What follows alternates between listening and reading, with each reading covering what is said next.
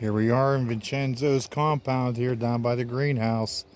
Tempting fate again here. It's May 1st. Temps on the early morning are roughly in the 50s. And we're going to try and sneak a few tomatoes in here. And what I'm going to do is I'm going to show you how I'm doing it this year, since I'm a little more winded with things and requiring oxygen all the time now. All right, so first what we have here is I've laid out a table that has all my items on it, and I have some beefsteak tomatoes that are probably 13, 14 inches tall, and you can see right over here I already done one up. And now right here, I'm going to show you what I do.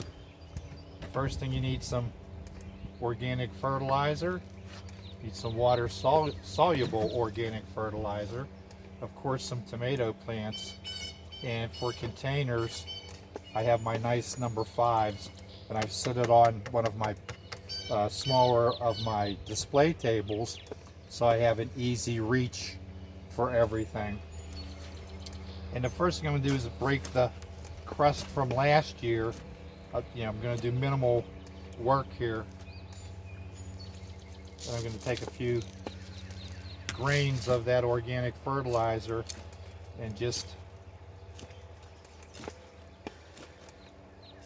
very quickly just mix them in there and make a little trough for one of my taller of my beefsteak tomatoes.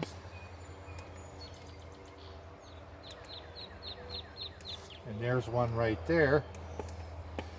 Very gingerly take him out, place him right in the bucket. Give a little push down, not a lot, because you don't want to damage those roots. Take a little bit of the organic fertilizer, sprinkle it on the top. Give them a little bit of water with the water soluble to prevent any shock.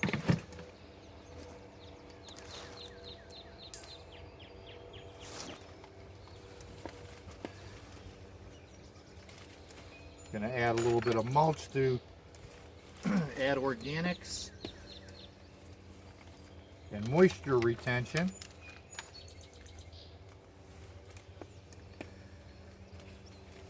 And to keep the bugs down. Then we're going to take a traditional tomato cage and we're going to open it larger than the pot so that it grips the pot, as you can see, when the tomato gets bigger and starts bearing fruit. The ideal way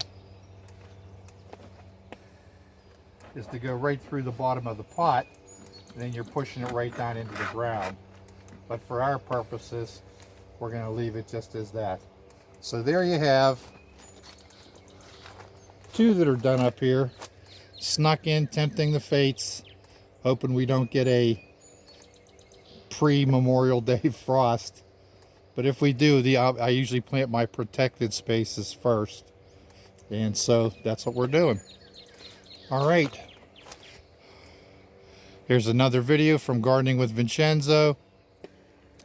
May all your harvests be bountiful. We'll see you.